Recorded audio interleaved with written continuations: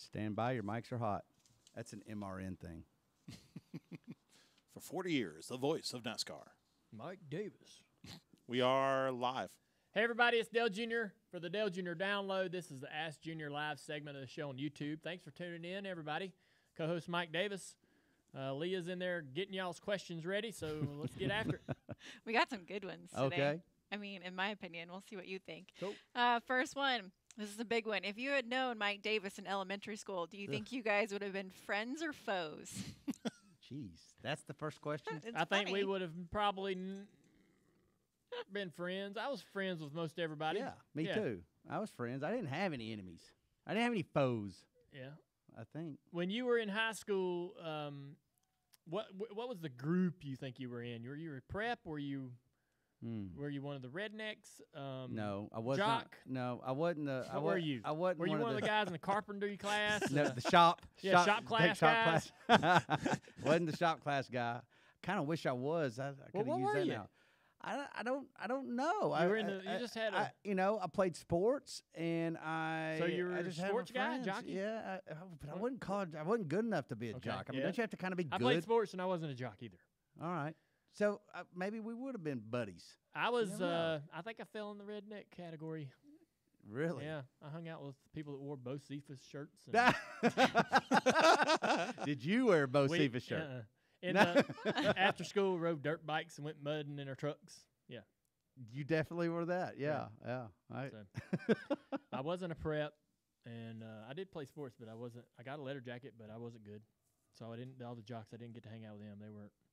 I wasn't good enough.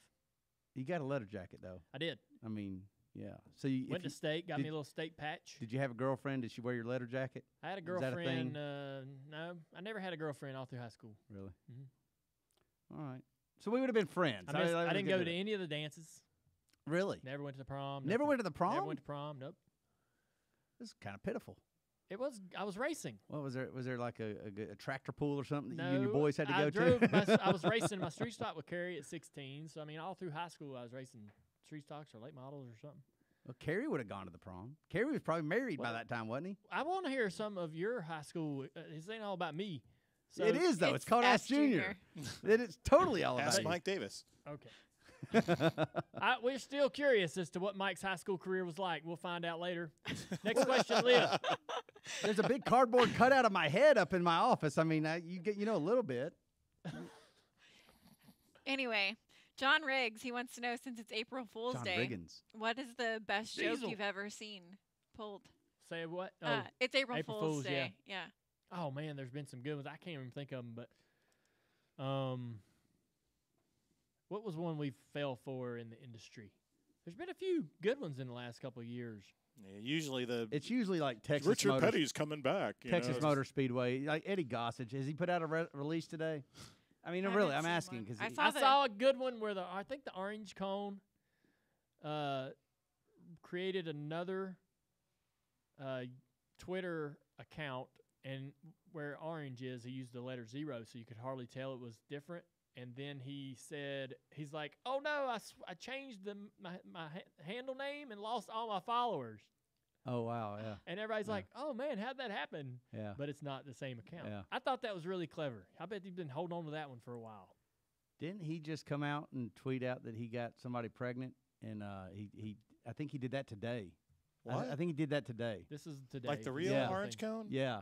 Or the person, the real person behind it? Oh, jeez. Who knows? Baby I don't know. cones. I don't know Mike's story. The character or the Yeah. human? pull his thing, pull this thing up here. Y'all You're getting finish a call this. from Let me Steve. yeah. Mike's leaving. Like, bye, Mike. See ya. That's a great shot. He's like, see you, Mike. Next question. Thanks for coming. Laura Chris wants to know, what's your favorite piece of decor in this new studio, and what does it mean to you? Oh my God. Okay. There's a roof of Dad's number 2 1979 1980 Monte Carlo. It's not the real roof. We actually got that roof out of a car in the junkyard for $20 with the decals and the paint and a little bit of grinding and cutting and cleaning up. We got $125 into that thing, and it looks real. And I think it's the greatest kind of man cave piece you could have, and anybody out there could make that and create that. If you got a favorite race car from any part of history in NASCAR, you could go get a junkyard roof and pretty much create that roof without having to find the real thing, and it looks beautiful. I think it's by far my favorite piece. What'd I miss? My favorite part in a piece in this room. Okay. And he didn't say Mike Davis. Can you guess what it is? My favorite thing in the room. God. All the little mementos. Hell, do you know Dale Jr.? Give her hell, Mike. Come on. Listen, I would have thought maybe the Jimmy Means helmet. Yeah. That would have been my guess. Okay. Or maybe the roof. It is? Mhm. Okay. Roof's cool. Justin Kennedy, who decides which race teams will carry in-car cameras? Is it possible that every car could have a camera every weekend? Well, that would be the best case scenario. It'd be awfully expensive to have a camera in every single car, and plus having the infrastructure to be able to control every camera in every car, having the people behind the scenes that are controlling those cameras and being able to help you understand what you're watching. That would take a lot. So the expense part would be a problem with that. Who decides what cameras get what car? So we get an email in the middle of the week from the guy who kind of handles that whole department with the in-car cameras, and he'll say, "What cars would you guys love to see a camera in?" We'll tell him, as in me, Steve Letarte, Jeff Burton, Rick Allen, and he'll go and try to ask those crew chiefs if we can put the camera in there. And it really comes down to whether the crew chief and driver prefer it or have a problem with having the camera in there. It's a service they're doing for us. When the drivers and crew chiefs accept the camera, they're doing us a favor. We have sponsors that are willing to buy those cameras to help pay for that process, but typically might be the sponsor on the car. But that's kind of how that process works. And the crew chief or driver will say, "No, I don't want the camera," and we'll have to think of the next guy we'd love to have the camera in, or another car and that we'd like to have. And we can even decide what cameras. So some cars will get a 360 panner on the side, or some cars, will get a looking back at the driver camera. There's that new camera that we have on the cars at some racetracks that's right down on the ground on the nose of the car, and we try to pick who's going to get what camera because of how we feel like that driver's going to have race during the day. And if we feel like he's going to be passing a lot of people, then we want that side panner. If we feel like he's going to be behind a lot of guys or real close, we'll put that camera on that car. If we think it's you don't want to put a nose camera on the car that you think is going to lead every lap because you'll never get any great shots out of it. So it's pretty interesting how much involvement we have in it. I think I thought it was. I had no idea that's how it all went about. That's a good point that you bring up. You wouldn't want to put the car on the person you think is going to lead it, which might be offensive if they put that nose camera on your car. You might know that, hey, they don't think you're going to do much today. The nose camera is not a preferred camera for some of the teams because they feel like it's an aerodynamic disadvantage. So a lot of times those cameras will go back to like the 47 car would run it all the time. They love the exposure, right? They're a team that's sure. Great. We'll be on TV. We'll get on, it's just more camera time for us. So they would always accept it, where some of the other teams running up toward the front would not put that nose camera on there, although it's one of the best shots that we can get on the cars and the in-cars. A lot of guys won't wear the visor cam because they either don't like the weight of it or they don't like showing what's in their car on their dash or how they're driving or whatever. There's all kinds of reasons why they might not want to have a certain camera, but a lot of times the visor camera on the Cup side would end up on Jeffrey's car, or last year when Jeffrey Earnhardt was racing in the Xfinity or the Cup Series, a couple races, he would get the camera. Yeah, and you'd love to have it on a guy that you knew that's going to be in the top 5, but sometimes we're just relegated to whatever we can get. JT wants to know: is Carl Edwards ever going to be a guest? Carl is on our list. I have a guest list sitting right here. I'm looking straight at it. And we've got about 40 people on that list, and Carl's in there. We got more guest targets than we have shows. We do. Yeah, he's on it. Somebody actually just chimed in, Mike Skinner. Would you consider Skinner? I don't know. I don't know if we ever put that one on there. I don't know if he's on the list. That wouldn't be a bad guess, because I have questions about him with Jeff. Rusty Wallace talked about being a bad teammate. That's right. Not wanting teammates, and he mentioned Dad being the same way, and I know Dad did not like the idea of having a teammate, whether it was Mike Skinner or anybody else. Nothing personal to Mike, but Dad did not want a teammate, and so it'll be interesting to hear from Mike's point of view how all that went down. And yeah. Dave Mitchell wants to know, where does the name Dirty Mo come from? Dirty Mo comes from Dirty Mooresville. Dirty Mo is just a nickname for Mooresville, the town. I went to school there, and everybody at school called it the Dirty Mo. And now that I know what crowd you ran with, now it even makes more sense. Yeah, so that's just it's an affinity for Mooresville. It's really a nice, it's an endearing term, even though it doesn't sound like it. Thomas Hicks, what do you think Alex Bowman needs to do to get his first win? Well, I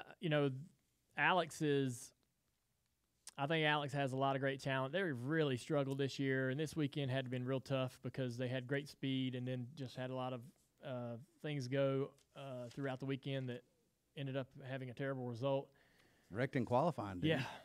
He had a lot of problems all weekend long, and his teammates are up there running up front. And I've been in that situation where you're a teammate and you're not the best teammate, and you may be the worst teammate, and you got all the other guys are running great, and you're decidedly worse off than they are. That's extremely frustrating. I believe in his talent. I believe that he can get it done. And this isn't a knock on the team. This isn't a knock on Greg Ives or anything like that. Greg Ives will say this. Steve Letarte told me this as well. When we weren't running good, we needed better cars. We need better cars and faster cars. When Jimmy Johnson wasn't performing well over the last 12 months, he needs better race cars. Jimmy Johnson's a 7-time champion. To run up front, he needs a good car.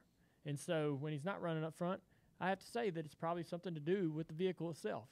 And hopefully they can get that sorted out. But I think over the last weekend, Hendrick seemed to show quite a bit of speed in at least 3 of their cars.